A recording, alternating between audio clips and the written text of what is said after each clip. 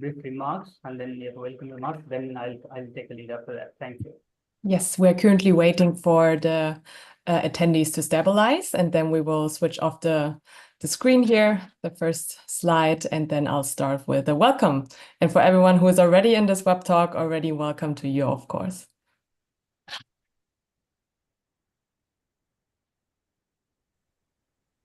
Okay, I think we can start. Perfect. Hello and welcome to today's event. My name is Sonja Amend and I'm excited to welcome you all on behalf of the Friedrich-Naumann Foundation. A warm welcome as well to our speakers and guests today, who you can all already see on screen here, but will be introduced by our moderator later on. Because first, I'd like to say a few words about the Friedrich-Naumann Foundation, especially for those of you joining one of our events for the first time. We at the Friedrich-Naumann Foundation are a liberal-oriented foundation, strongly committed to promoting the values of freedom and responsibility in society. And we do that through various formats, such as today's political education events, web talks, as well as seminars, workshops, panel discussions, all kinds of events. And our work spans across the globe, covering a wide range of topics that you can also see on our website, Freiheit.org. Today, we are looking at the BRICS coalition in light of the upcoming summit in Kazan. And as one of the founding members, India plays an important role in shaping the discussions there. And with this web talk here, we also want to explore what India's primary strategic interests are and more. And for the first part of this web talk, I'll first hand it over to Bipin Gimir.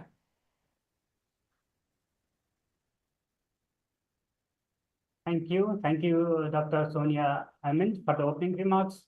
Esteemed panelists and dear participants, welcome to the webinar on BRICS Summit in Kazan, India's agenda. Once again, my name is Dr. Bipin Gimre, working as a regional political analyst at the foundation.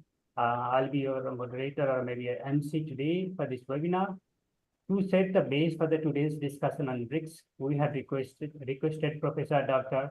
Thomas Strauber, a member of FNF Board of Trustees, as well as a professor at the Hamburg University, Germany, to address this session. He has been kind enough to send a recorded message for this webinar.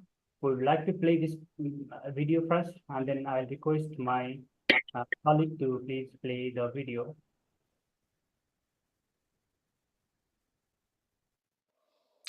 A very warm welcome to the webinar on BRICS Summit in Kazan, India's agenda, organized by the Friedrich-Naumann Foundation and the State Office of Baden-Württemberg. My name is Thomas Strauber. I'm a professor with Hamburg University and a board member of the Board of Trustees with the Friedrich-Naumann Foundation. I think this webinar is both. It is timely and relevant. Timely, of course, because the summit will start next week. And it is relevant because we see a kind of shift in the world order, because the old world order that has probably started after World War II and has lasted till the end of the Obama administration in the United States was characterized by multilateralism. Multilateralism means that each country has the same voting power independent of its size or economic performance or population. In the system of multilateralism, the power of law is the dominant criteria. And it leads somehow to the fact that big countries become smaller and smaller countries become bigger due to the fact that each country is treated the same. After probably the handover to Donald Trump in 2017 as the new American president at that time, we see a shift towards a kind of return of nationalism.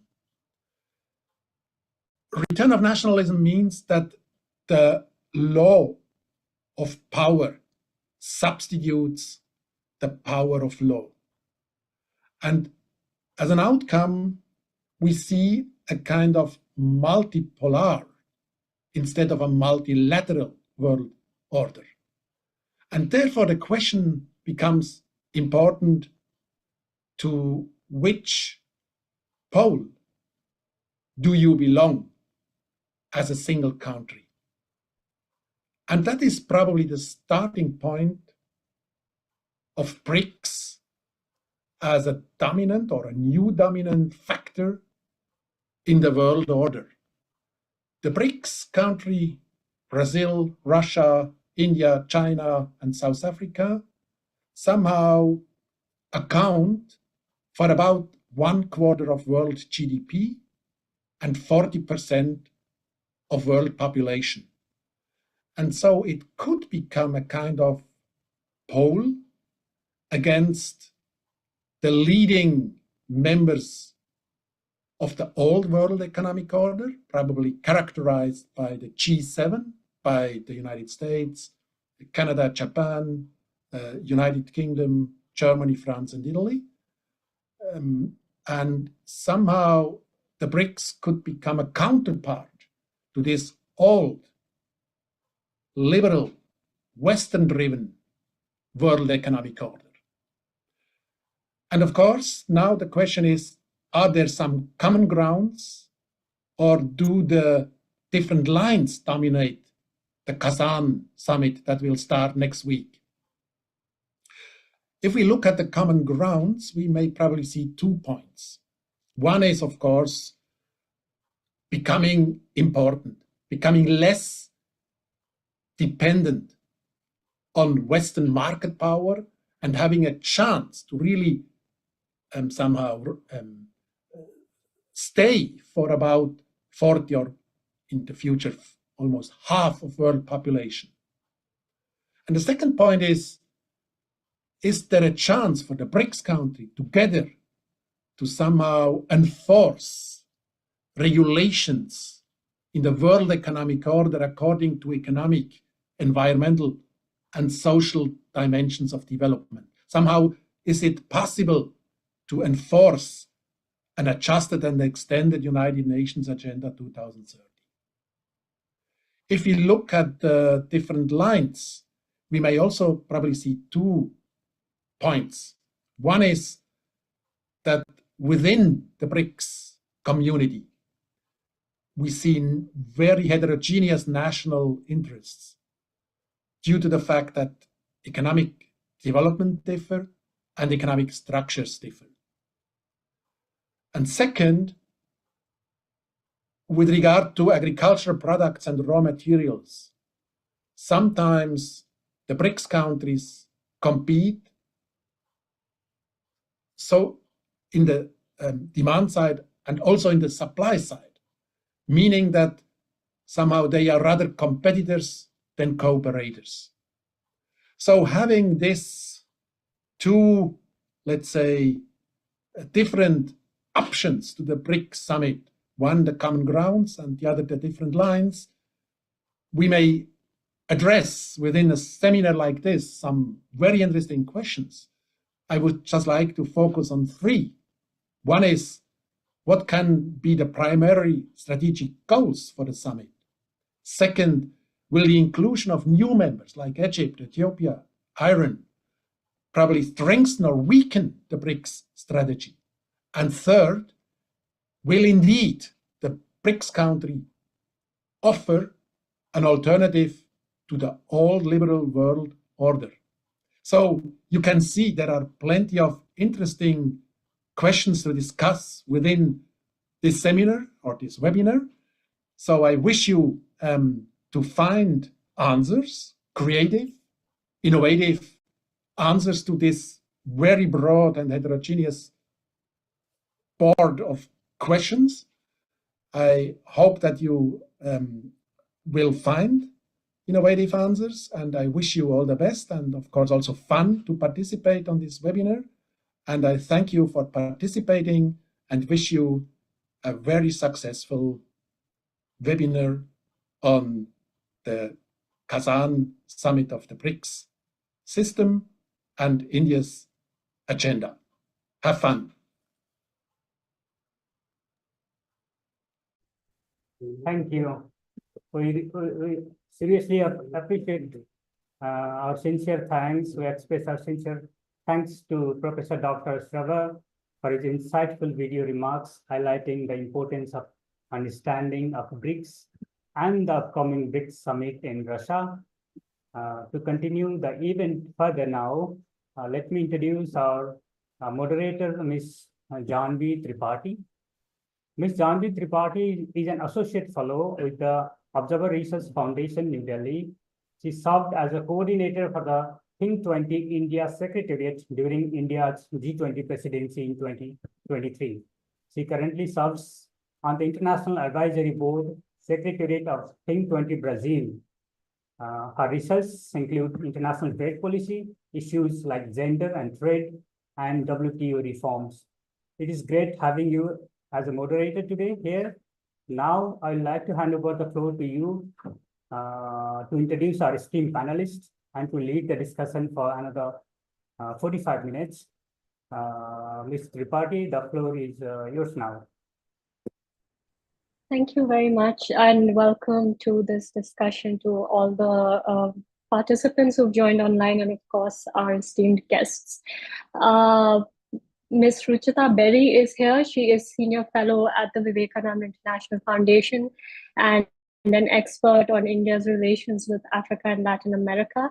We also have Professor Eduardo Viola joining us from Brazil. He is Senior Research Fellow at the Institute for Advanced Studies, University of Sao Paulo, and also a professor at the SI, the School of International Relations at FGV Sao Paulo, amongst other designations.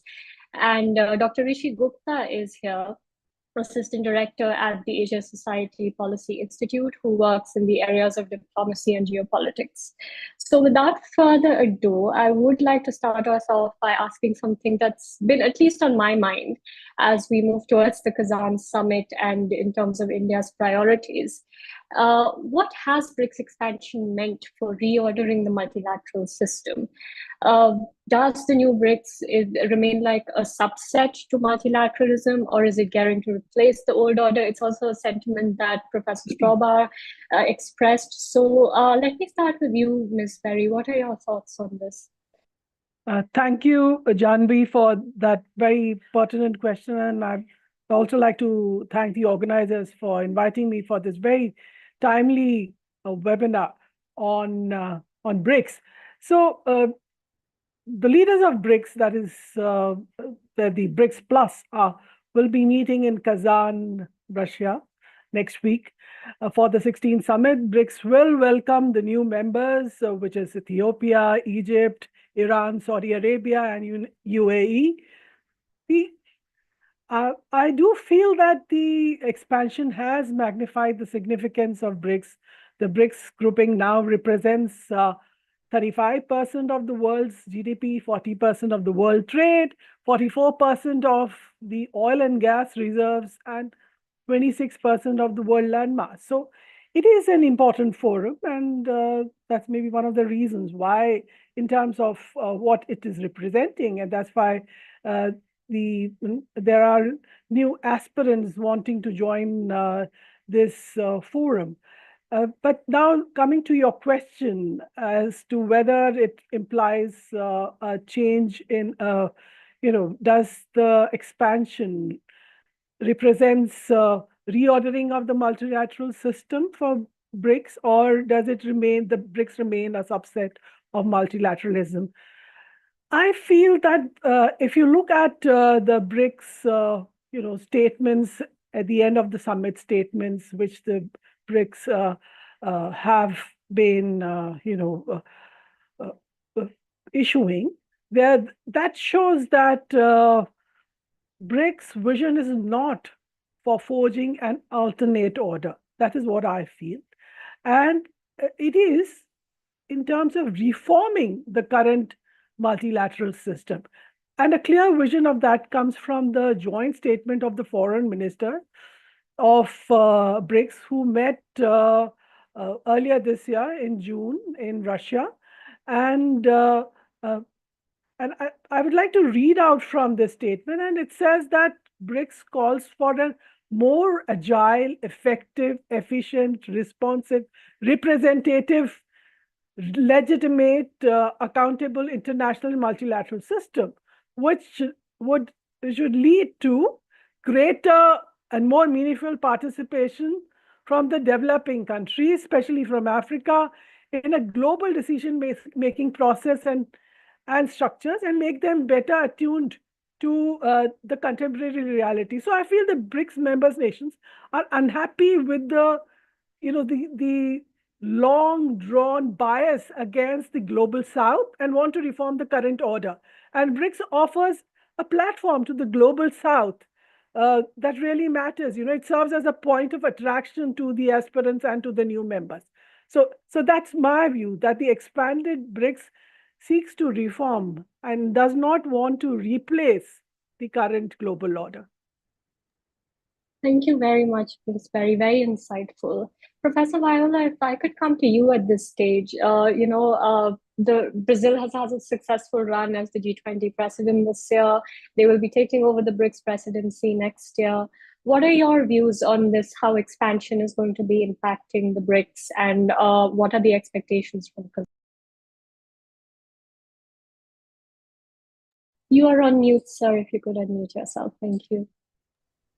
Okay, thank you very much for the invitation. It's a pleasure for me to be here. In my view, the BRICS has fundamental contradictions within. So first of all, it's not the driver of a new order. There is a transformation of the global order, but the BRICS is not the driver. Why? Because the BRICS had within this deep contradiction. In my view, the deep contradiction of the BRICS is the following. There are in the BRICS a major division between two powers, Russia and China, that are autocratic powers. So they need to change the global liberal order in order to question and undermine and possibly eliminate democratic regimes. Okay, and there are the other three members that are democratic powers: India, Brazil, and South Africa. Okay, and their interests for sure are different. And their position, I mean, we can say that China and Russia are northern powers, meaning they are between high income and high middle income countries. That Brazil is also that, but Brazil is a democratic power. So in my view, what we are in the transformation of the global order, but it's not. There is erosion of multilateralism, okay, an emerging of multipolarity. But the BRICS is not a coalition pole of a new global order because of the fracture of economic interest and the fracture in terms of values. Okay, so this is the view of this is my view as an academic, but I need to say that there are in Brazil two major views of BRICS. One view that is the government that is really strengthening the BRICS and questioning the global liberal order, and a view that the China is it will be the new center of the global order. And for this view, democracy is not, but democratic values is not a key issue of Brazil in the world. from the other view that I share, and is much more in the opposition today, but also in some of the parties present in the coalition government, in which the BRICS is something that is very complex, and particularly there are dimensions of the Chinese-Russian interest in the BRICS, that is because of they are autocratic powers that are in steep contradiction with Brazil as being a democracy, and this being key of the profile of Brazil in the world. Thank you very much, Professor Wala. A very rare insight, which we don't usually get into Brazil's opinion of the BRICS. Dr. Gupta, coming to you, let's come back to the original thought on BRICS cooperation, right? How does the BRICS manage to function? So I'm targeting you with two questions. One is, of course, the expansion question and where India falls. And secondly, given these contradictions within BRICS, how does it continue to function? How are we still having these conversations? How is expansion functioning then if BRICS is so internally contradictory? Thank you, Janvi. And it's really interesting to listen to my co-panelists. Really different arguments at the same time gives me a lot of thoughts to actually pitch in my ideas. So I would say when we think of BRICS, I think and especially the BRICS Summit in Kazan, I think it's very important to look at the theme of this year's summit, and that is strengthening multilateralism for just global development and security. And I think we need to emphasize on the word just, and that is looking towards inclusivity. Considering what has happened with the West-dominated multilateral platforms, I think there is a requirement that we need to have alternate platforms where we can echo the voices of countries of the global south. And I think Dr. Berry rightly said that it is not to challenge the existing system. It is actually to reform. And also it's kind of a strong message that, this is the opportune time that there are multiple power bases across, multiple power poles across the world. And each country deserves a single right. Each country has a fundamental way of getting that inclusiveness into the financial systems that have primarily been dominated. And we need not to forget that the emergence of BRICS was primarily a counter to G7. So certainly we are moving somewhere, but in a systematic way today, I would say. And then coming back to if it is a subset to multilateralism, or is it going to replace the older order? I would say it's going to reform, and it is also pushing the existing order to reform in a way that countries of the global south are heard. For example, also on the question of contradictions, I would say, in terms when we look at the economic aspect of it, there are opportunities where consumer markets are there, where markets like which are producing, like China. At the same time, we have opportunities like in the agriculture sector, where certain countries have the economic might to do certain kind of technological developments. At the same time, they also have a way of expanding on the, I would say, for example, India has certain qualities in producing or mass production of the in terms of agriculture produce. At the same time, I think this is the opportune time that these countries, for example, India and Brazil, come together to upend the task of agricultural advancement. So I'll stop here. I'll answer the questions. Thank you. Dr. Gupta, just to follow up on your statements right now, what are the issues that you think the BRICS is uniquely placed to address vis-a-vis other multilateral groupings? You've touched on a few of them, agriculture and others. Where do you think BRICS is different from other multilateral institutions? Specific issues. So I'll say, I'll take 3 points, very categorical ones. I think BRICS has the capacity to promote inclusiveness and open dialogue. And I think from Indian perspective, I would say India is well placed to carry forward that. And in this regard, I would say by advocating for an open and inclusive dialogue, India can mediate conflicts and encourage collaborative approaches to global challenges. This can also help bridge bilateral differences and ensure that all voices are heard. Second would be to emphasize on multilateralism and a rules-based order. I think we are hearing a lot of buzz around Indo-Pacific in terms of strategic on the strategic front that we need a rules-based order. But I think in a world where so much of disparity is there, I think there is a requirement of rules-based order as well.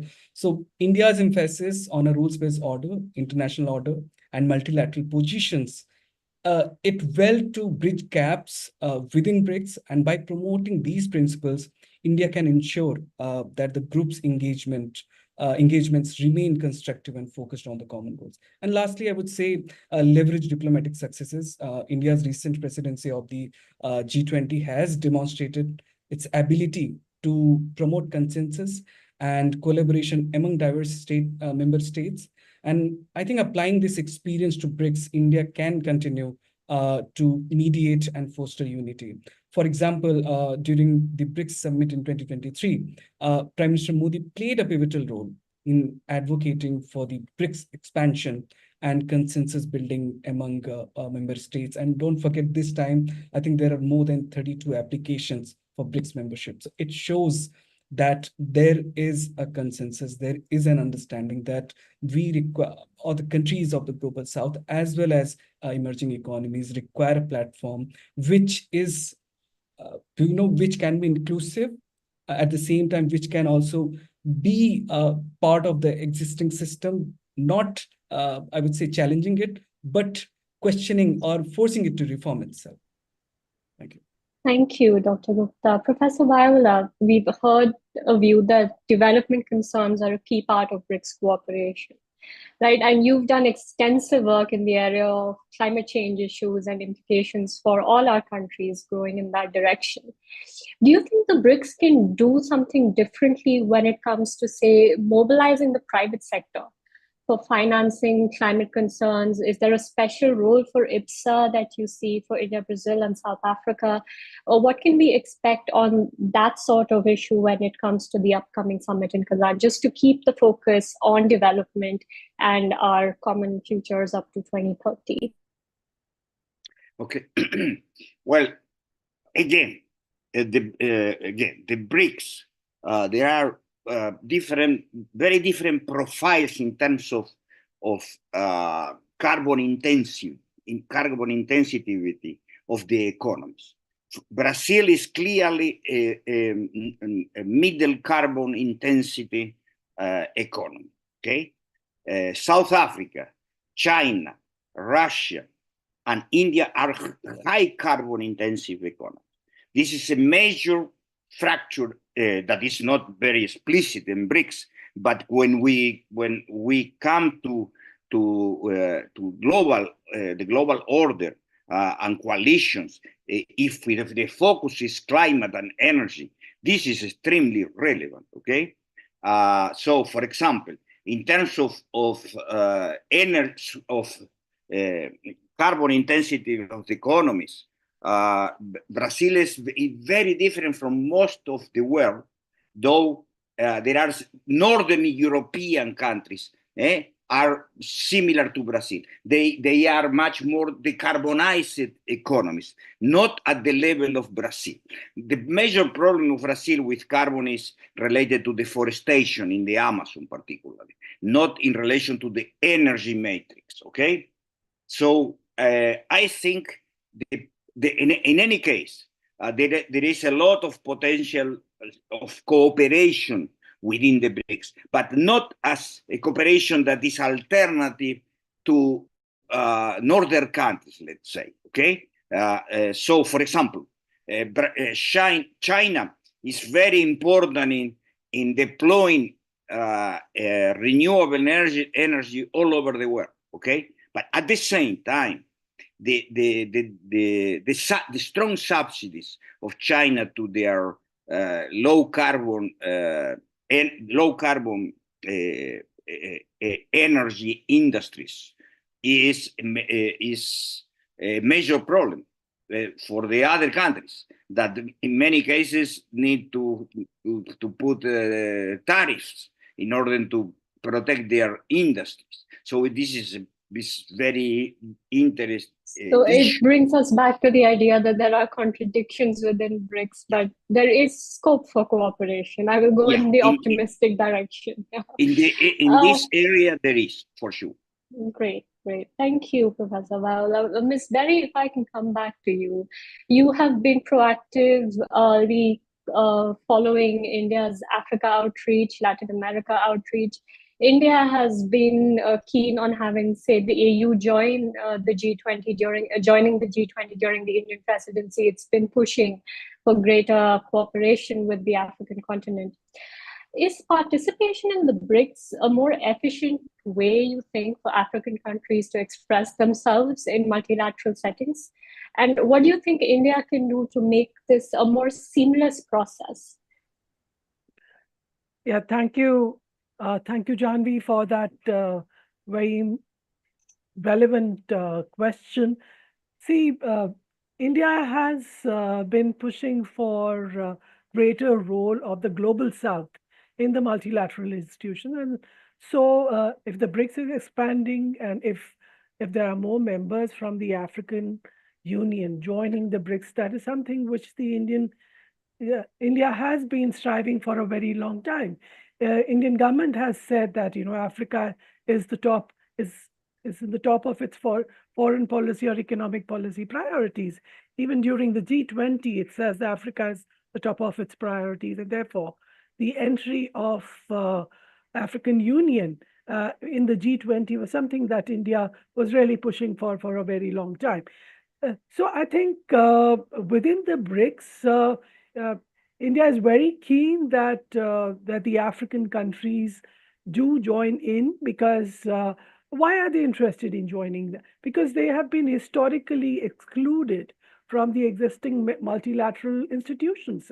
So they want their voices to be heard in the multilateral institutions that exist today, and BRICS offers them an opportunity to showcase their views on these issues, whether it's on reform of multilateralism or whether it's on an inclusive development, global development. That these are the issues, and I think therefore when Ethiopia and Egypt have joined BRICS, they have added more weight to the African voices within the BRICS.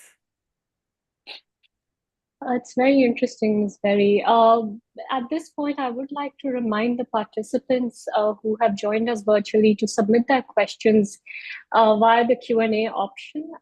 We are going to open for audience questions soon. Meanwhile, I do have a common question that I would want to put to all the panelists, and you can take turns answering it. A uniqueness that has been brought up about the BRICS constantly in all of your interventions is the bilateral differences amongst the BRICS members, right? And even the new members, they're famously not always on great terms. But do you think then that one of the values of BRICS is coming from its capacity to convene and dialogue? Is that one of the core reasons why we continue to engage in the BRICS system? Or is there something ephemerally more specific, for instance, ephemeral or specific, that you think is encouraging countries to join the BRICS? Professor Viola, you first, please. Okay. Could you repeat the last part of the question? I didn't hear very well. Yes, of course. I was asking if there is a more specific or ephemeral reason why countries continue to or more a general reason, either or, where countries continue to engage in the BRICS, or is it because of the specific dialogic value of the BRICS system? Well, there is clearly the BRICS system has in terms of dialogue, has a lot of value in the BRICS and in belonging in trying to become member of the BRICS. Okay, But one thing is this dialogue, and the other thing is to have common interest enough in order to reshape the global order. This is, I think, the BRICS doesn't have. And new members imply more difference, more contradiction. Okay, look, for example, the entering of Iran in BRICS. This Iran is a power that is in deep contradiction with the global liberal order. Okay, so in trying to destroy the global orders for 3 decades. Okay, of course, a lot of converging right now with China and Russia, that in terms of reshaping in an authoritarian way the global order. Okay, so I would say all these differences, there is the dialogue value is key, and it will be something like more permanent, but the capacity of coalition making in order to reshape the order is something that, as many countries try to enter, and probably the countries that more countries that are trying to enter are autocratic powers. Okay, so this is a major problem. Yes, interesting. Yes, thank you, Professor Viola. Dr. Gupta, your views on this? Thank you, Janvi. Really great question. And I would say, first, I would say, as Minister Jaishankar in one of his speeches said, the sheer diversity of this grouping itself makes it more inclusive. Each country has, whosoever becomes the member has a vote. And I think that itself empowers them. I think going by technicalities of it, how much it is going to function, how much it is going to deliver in terms of, any delivery, that means on humanitarian ground, on whatsoever. I think we cannot go on that because primarily the new construct should evolve. And I think as it evolves, I think there will be new, options of collaboration. But coming back to another point that I wanted to say, that for India, it will be an opportunity to re-strengthen its leadership. But in the future, I see an opportunity, I see that as a problem, because there might be a situation where the founding members might contest for the leadership role. And I think the countries like India and China obviously have that kind of instinct. So I would say there are opportunities presently, but in future, there are chances of conflict as well. But I think what will matter is how we communicate. Comment. Yeah. Right, how we communicate, indeed. Ms. Berry, before I come to you, we do have a question in the chat box which leans into the value of BRICS.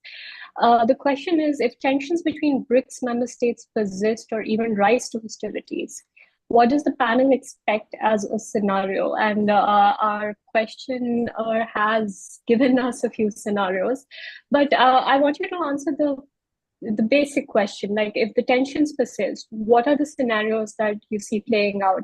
Is the BRICS going to play, say, a dialogic role? Is it going to play a mediator? What is the value there? Yeah, thank you, Janvi, for letting me know the question which is posed. But first of all, let me just add a little bit more about the forum. I think in the current context, at least from an Indian viewpoint, BRICS is, a forum of great importance, and it is not an alliance, and it is not a grouping which is to counterbalance another bloc. I remember. I would also like to quote Dr. Jaishankar as my fellow panelist, and Dr. Jaishankar had once meant that he considers BRICS as a non-Western entity and not an anti-Western entity. So that is the kind of image of the the grouping that India has, So it has its own vision, the group has its own vision, its own agenda, and its own set of priorities.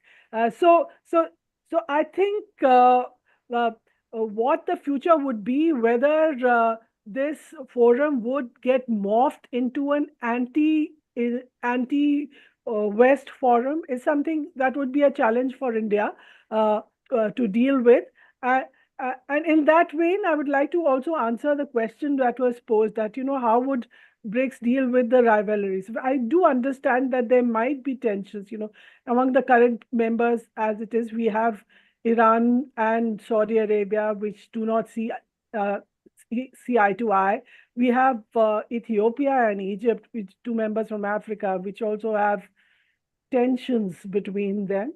And but BRICS is not new to difference of opinions, and India and China do represent different viewpoints within BRICS, and still we have been part of the BRICS for decades. So I think BRICS, the important aspect about BRICS is that within BRICS till now, it is decisions are taken on the basis of consensus.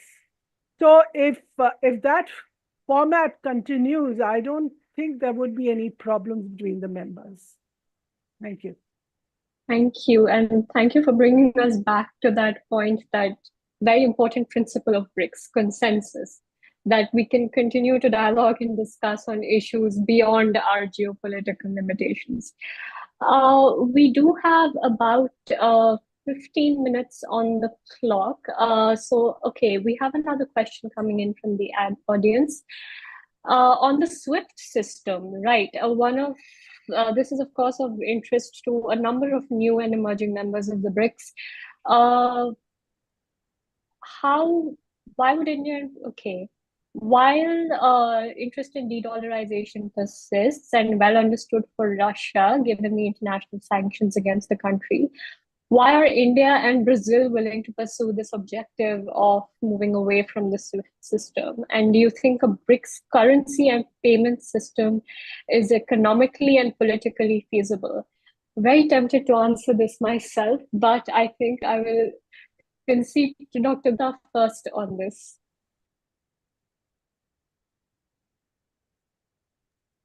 Dr. Gupta, you're on mute. Your opinion on why India or Brazil would support the move away from the SWIFT system or a common BRICS currency? Apologies, I do not have economic background, but I can answer the latter part. I mean, the BRICS currency, I would say, across any continent, if you take, common currencies have not worked.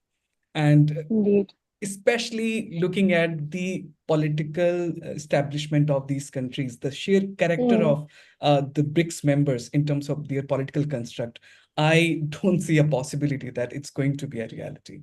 But yes, indeed. I mean, we can speculate, but not certainly that's something that might come. No, I do. I tend to agree that BRICS has focused more on local currency trading rather than move too much towards a common BRICS currency. But Professor Viola, your thoughts on this coming from Brazil, moving away from the SWIFT system, a common BRICS currency, how likely is it to work? Keeping in mind, audience, that BRICS is not a common market. It is just a dialogue grouping, much like the G20, much like the G7. Professor Viola. Okay, no, I mean, there is no, in my view, no possibility at all of the BRICS moving away. I mean, there are differences in the BRICS, of course, but a new common currency, I don't, not feasible, okay? And moving away from SWIFT, some countries are moving away from SWIFT. Certainly Russia and China, they are moving away, but Brazil, not at all. I mean, the Brazilian government, this is something very important to differentiate. The present Brazilian government that doesn't represent most of the Brazilian population, electorate, let's say, would like to move away from SWIFT and even to have a common currency, okay? But for example, the major economic social forces dominant in Brazil are not don't want to move away from SWIFT and are strong, because something that is very relevant. Brazil, in the present constitution of BRICS, Brazil is a Western country. Okay, so there are anti-Western global order positions within Brazil. Okay, not majority, but there are. Okay, but this is Western anyway, in terms of values, in terms of history, in terms of the way it was built up as a country. Okay, so this is very, very important. The limit any Brazilian government that try to develop in a way that is anti-Western will be extremely inconsistent. And for that reason, it's not feasible at all. So this is, I think this is what I think about. I mean, another thing is bilateral.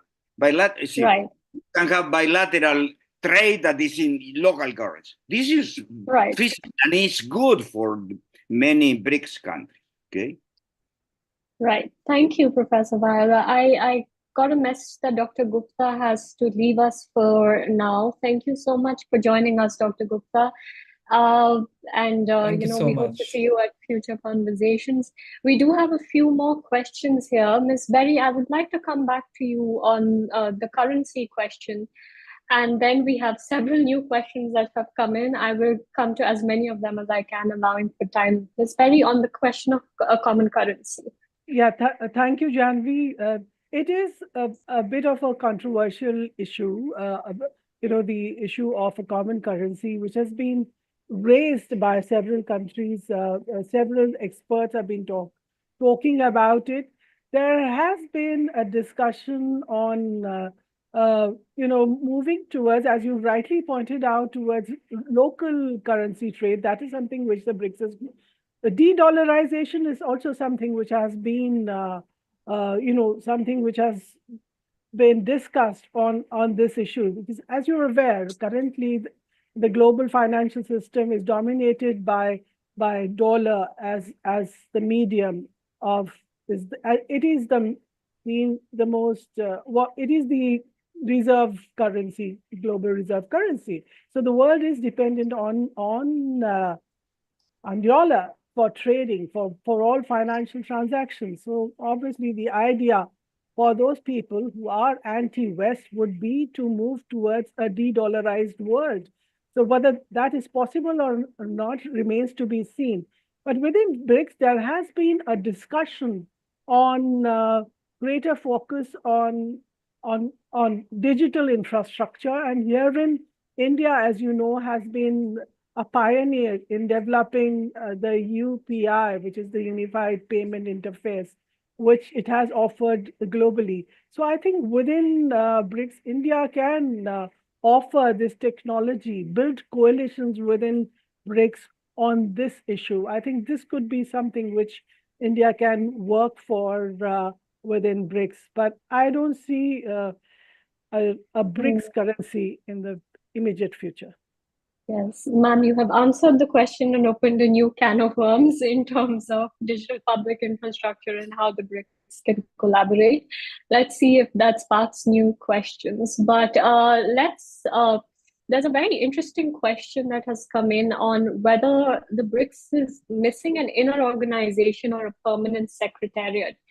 Now, that is a common problem that several plurilateral groupings, I will not say multilateral, the G20 is missing a secretariat, the G7 is missing one. Does the BRICS have sufficient organization within itself to sustain itself, let me put it this way, or is the absence of a permanent secretariat going to create new pressures and fractures given the expansion? Professor Viola? Okay, well, I mean, imagine if the G20 doesn't have a permanent secretariat, that is a much more powerful organization, but at the same time, much more fractured by the major contradictions and polarities of the world. I mean, the BRICS suffers the same problem. I don't see. I mean, it's in my view, it's irrelevant if the BRICS has a permanent secretariat or not. It could have.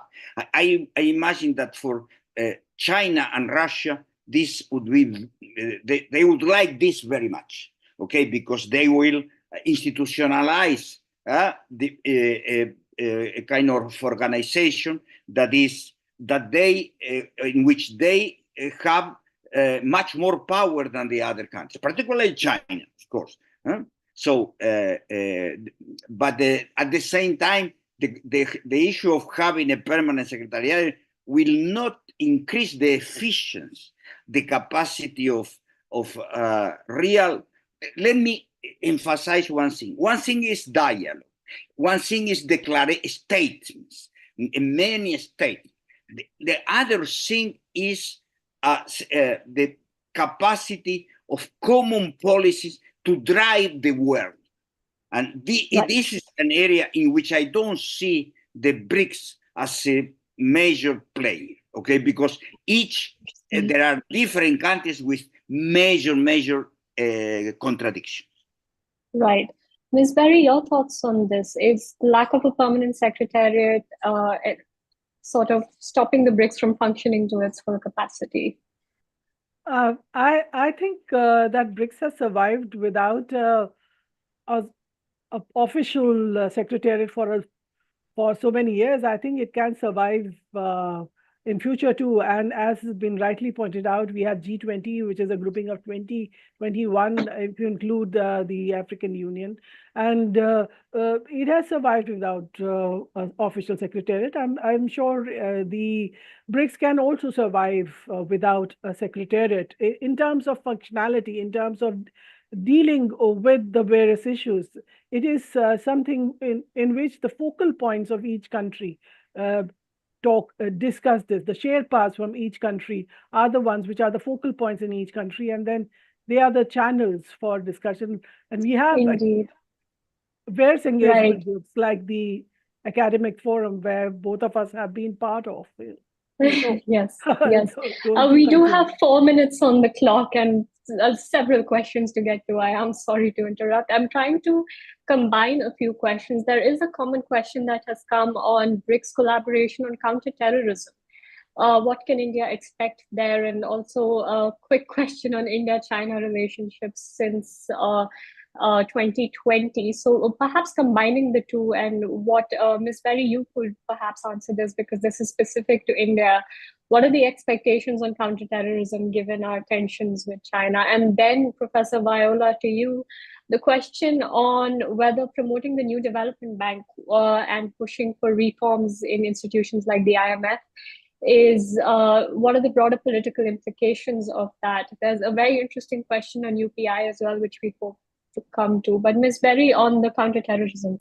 On counterterrorism, I think BRICS as a forum has come up with a consensus on this issue. They've always, in most of the statements, in almost all the statements, I don't think I've seen any statement which does not show a consensus on combating terrorism. So the BRICS countries till now have been unified in their condemning the rise of terrorism across the world, and in terms of dealing with that in a joint manner under the multilateral forum. That has been the idea.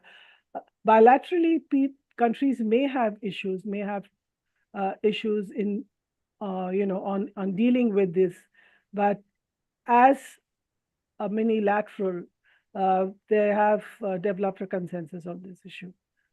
Thank you, Ms. Berry. Professor Viola, on the question of NDB and its wider implications. Something about counterterrorism. Look, this is an area where this is a clear example of complete contradiction in the BRICS Plus. Imagine Iran. Iran is a power that has promoted terrorism regionally and globally. Remember the bombing attack in Argentina 3 decades ago against Jewish institutions. Okay, so the contradiction, Iran is a promoter of global terrorism. So it's the opposite of any, you can have a note of statement Iran signed, but this is a deep contradiction, okay? But in relation to the new economic institutions, yes, the new BRICS bank is very relevant. This is an area where the BRICS has shown real capacity of cooperation, and the common interests are significant among all powers. The same in relation to reform of the global institutions of the United Nations system, like the World Bank, IMF. Yes, there are common interests in this reform, okay? So those are areas in which I see common ground, real common ground. But okay. Thank you so much, Professor Viola. I do want to come quickly to the question on United Payments Interface, the UPI. Digital payments, is that the next frontier on BRICS cooperation? Because as the questioner has identified it, it's greatly beneficial for small-scale industries. Is that where BRICS cooperation lies next, Ms. Berry? Yeah, the BRICS countries have been talking about cooperation in the digital sphere, and it could be a new area of cooperation. As you rightly pointed out, there are various areas in which the BRICS countries have cooperated over the years. I don't know whether I'm not sure what the Indian official position is on this, but digital infrastructure is something which the countries in the global south are looking for. They are looking for the technology, they are looking for support in the infrastructure development. So I think if BRICS within itself, because what the BRICS does is first supports its own member states and then goes to the developing countries in terms of dealing with this issue. So I hope within BRICS we can go for this. Yeah. Right. And Professor Viola, what are your thoughts on this? Can the BRICS cooperate on digital public infrastructure? Yes, they can cooperate. Okay. Mm-hmm. That's a very quick short answer, and perhaps the most optimistic one we've heard so far from Brazil. So that is the time for us. We've had some very interesting discussions and more questions still coming in. I do require someone from the organizing team to tell me if we can continue with the last question that has just come in. Dr. Gimre, if you're here. Yes, we can take last one more question because we don't have much time. So it's very short. Ms. Berry, if you will allow us 5 more minutes of your time. There are questions on technical questions on the BRICS currency. Are the considerations going in the direction of a currency that, okay, this is a very technical question on currencies. I will have to take a privileged position on this and say we've answered this. We are not looking to have a common currency at this stage. We are looking more towards local currency trading. I hope, then these are very technical questions on the change of exchange rates and how it will impact and whether there'll be national currency fluctuations. So this is, I'm sorry to Mr. Marinos, if you're listening, this is a very technical question related to common currencies, which we have earlier answered that it's not something the BRICS is looking to do. Unless, of course, the panelists, if there's anything you want to add on common currencies, national currencies, whether it'll be a fixed exchange rate. Ms. Berry, I've seen you say no. Professor Viola, anything? No, it's okay. I mean, I have stated what I have. I mean, what I think about. Right, right. So again, listeners, local currency trading separate from having a common currency. So let's leave it at that. Thank you so much for your participation, Ms. Berry, Professor Viola. I do want to hand it over to Professor Gimre, who is here on any closing remarks. Thank you. Thank you so much, Janvi. It was very excellent moderation and a very insightful discussion. And our very sincere thanks to the distinguished panelists for sharing their thoughts on this very crucial issue. So now let me introduce Dr. Carsten Klein, the head of Friedrich-Naumann Foundation South Asia, and hand over the floor for his concluding remarks. First, Dr. Klein's professional career has always been an international dimension. He started working with the German armed forces, joining the foreign and the security policy sections of the parliamentary group of the Free Democratic Party in the German parliament, followed by him managing the FDP parliamentary group in 2 state assemblies. He has been a central and a very guiding figure since the inception of this webinar, and always encouraging us to work with him. So with this, I would like to hand over the floor to him to give a concluding remarks for today's BRICS webinar. Dr. Klein, the floor is yours. Yeah, Dr. Bedwin, thank you very much, especially thanks to you, Dr. Barry, Professor Dr. Viola, and Professor Strauper, dear Mr. Gupta, and of course the excellent moderation, dear Mrs. Tibati. It was really, I think, as Mr. Strauper said in the beginning, high time to discuss that. And on behalf of Friedrich-Naumann Foundation, I would also thank all the participants who are participating now in this live section, but also will later on see the recorded platform of this meeting. I know that there are very many politicians, diplomats, interested people from South Asia, but also from Europe attending this. Why? Because, of course, BRICS has a very vocal and extremely important role, not only in South Asia, but as one of the platforms which needs to be taken into consideration when it comes to future building of multilateralism. And the India role was here in the focus of our observation. Thank you very much for especially giving that added by the Brazilian perspective. Both are very decisive members of the BRICS organization. You are norm-making countries in the BRICS, unlike, and one has to say that, in the United Nations systems. I think that there might be coming some impulses, and that is also in the European and German interest, for restructuring other United Nations, for example, organizations, in order to restructure, to modernize, if you like, also the system of the United Nations system. This discussion has clearly shown, I think, that BRICS has a very, very important bridge function, but not has the intention, and of course also not the potential, at least at the moment, to replace other multilateral, very important systems. Might it be from the European Union, might it be especially from the United Nations, might it be from other very well functioning mechanisms of multilateralism.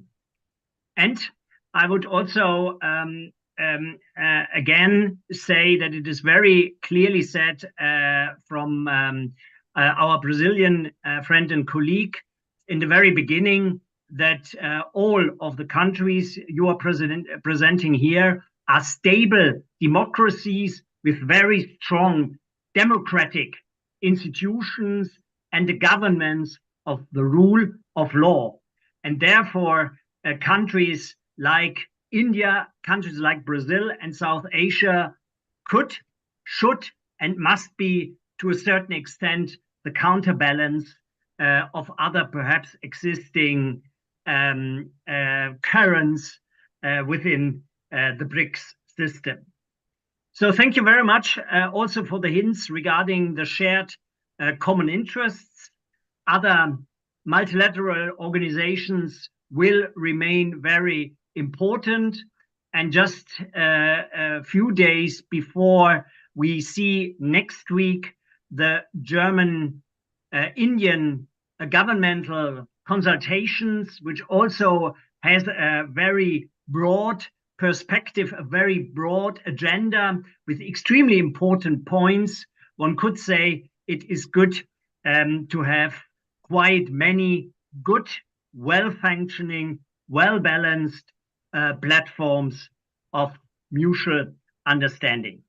So again, thank you very much from our side, South Asia office, to all of you, our participants. Thanks to the audience. Let me please and allow me to mention here also Dr. Hans-Dieter Holzmann, who is one of the heads of this BRICS discussions within the foundation. Thank you very, very much to the colleagues from our Baden-Württemberg office. I know that there are very many Germans attending this kind of meetings. Thank you very much for your particular interest. Again, thank you very much to our moderator and to our distinguished panelists.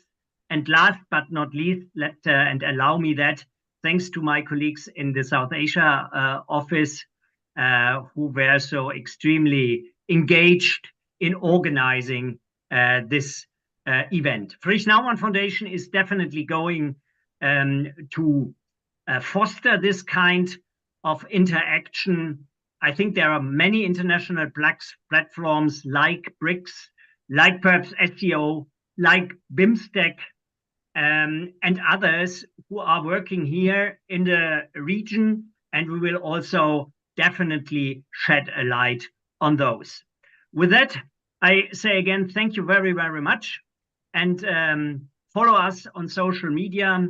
Have a very good evening in South Asia, and best regards to Brazil. Thank you very much for attending, and seeing you soon again. Best wishes from Friedrich-Naumann Foundation, South Asia.